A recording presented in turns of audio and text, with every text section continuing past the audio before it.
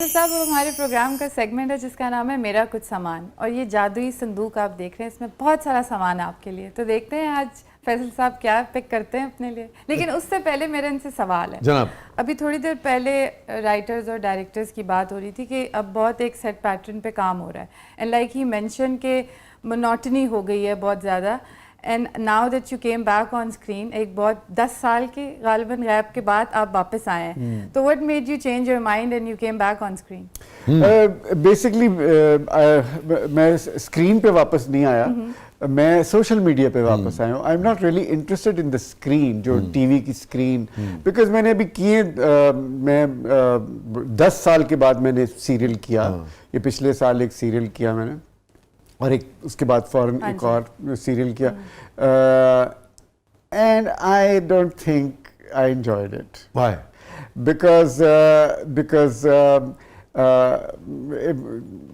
It's not improve ही नहीं किया, काम ही नहीं इम्प्रूव किया, ना एक्टरों का ना किसी भी फील्ड का, कोई भी का एक तो इम्प्रूव नहीं। दूसरी बात ये कि जो रोल अब मुझे मिलते हैं, जो ऑफर्स हो रही हैं मुझे और हो रही थी, मैं ये सोच रहा था कि you know I have a lot of capacity as a performer.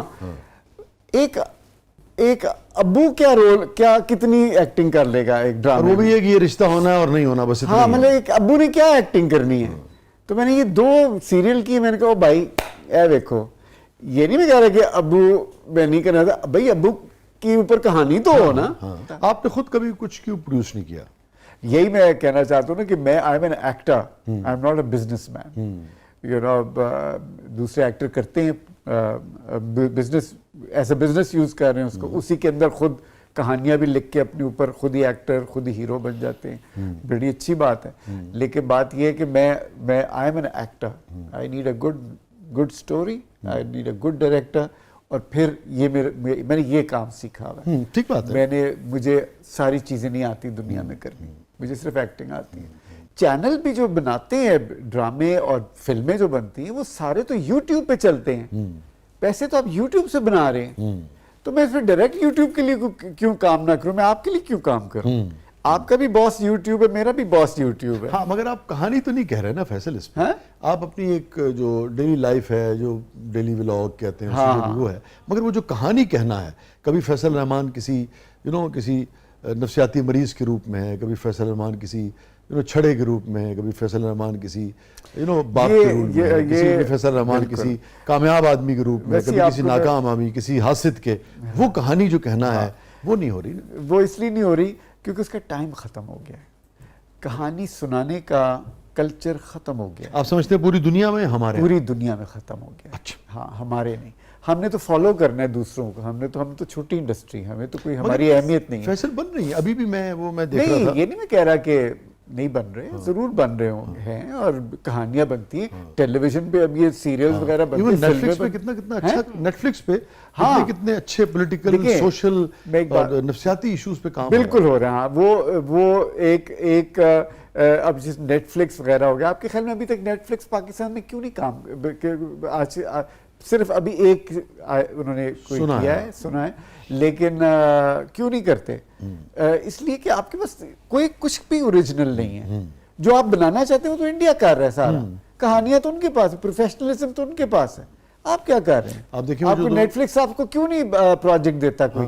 इसलिए कि आपके पास ना प्रोफेशनलिज्म है, ना आपके पास कहानी है अपनी। बेसिकली वो आपसे आपकी कहानी सुनना चाहता है, आप अपनी कहानी सुनाना नहीं चाहते। अब नहीं है ही नहीं आपके पास, आपको पता ही नहीं आपने क्या कहानी सुनानी है। आप इतने हिंदुस्तान के जेरे असर हैं कि आप मतलब कल्चरली उस तरह तो नहीं हम उनके जेरे असर, लेकिन कल्चरल से मुराद की industry, not even culturally but industry, कहानी फिल्मों की होगी, ड्रामों की होगी, उसके कि जी इंडिया में ये होता है, तो जिसकी वजह से आप अपनी कहानी को आप वो पनप ही नहीं सकी आज तक। मुझे याद आ गया कि वो मेरा सीरियल था मलंगी, तो उस वक्त अयूब खावर साहब एक इदारे में थे, और जो बहुत सारे जो आपके प्राइवेट चैनल्स हैं, और वो जो ओरिजिनल कहानी थी ना पंजाब के कल्चर की, गांव की, आम आदमी की कहानी, मोची की, नाई की, कुम्हार की कहानी थी।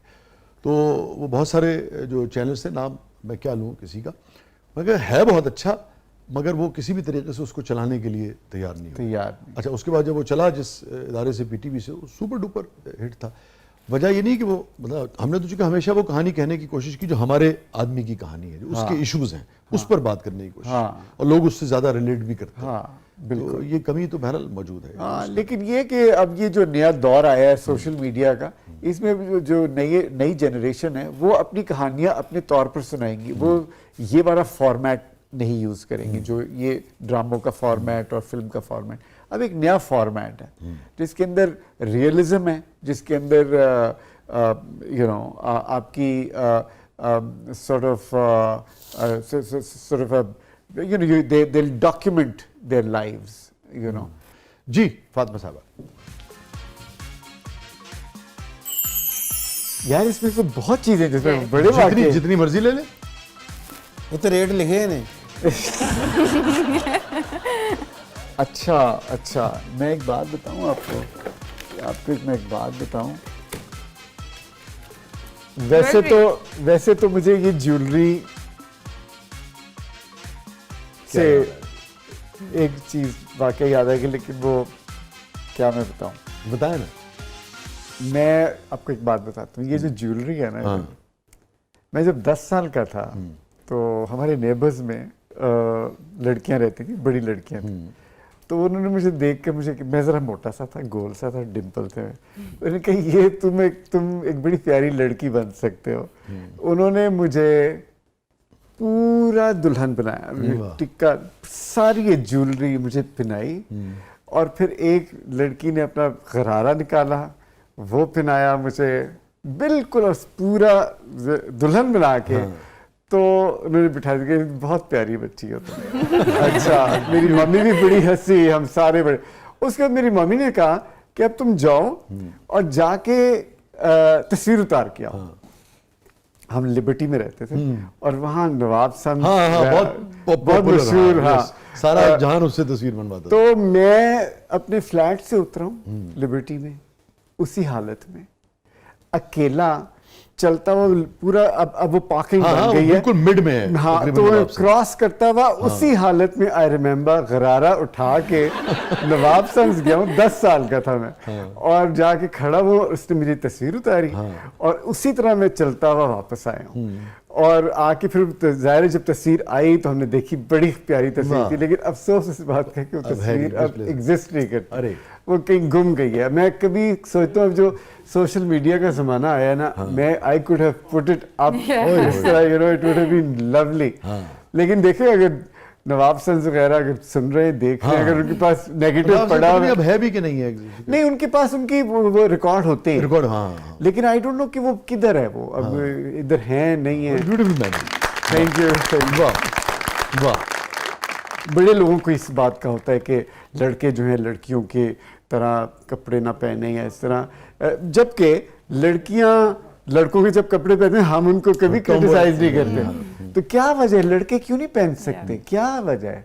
अगर आपको दिल कर रहा है आप पहने और आप तस्वीर उतरवाएं जैसे मैंने उतरी, मैं तो वेरी प्राउड ऑफ इट।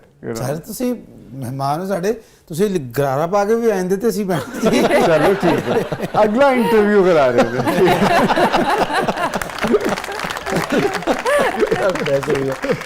नाज़रीन, स्टे विद अस, कहीं नहीं जाइएगा। हमारे पास मौजूद हैं, हमारे साथ मौजूद है। मैंने आपसे कहा था ना कि भाई मुनफरिद हैं, किसी को अच्छा लगे किसी को बुरा लगे, मगर फैसल रहमान ऐसे ही हैं भाई। इनकी अपनी सोच है, अपना तर्ज ज़िंदगी है, और अपनी उनकी एक ज़िंदगी गुजारने का तरीक़ा है। आप उससे एग्री करें, आप उससे डिसएग्री करें, और बकौल फैसल को उससे कोई फ़र्क नहीं पड़ता।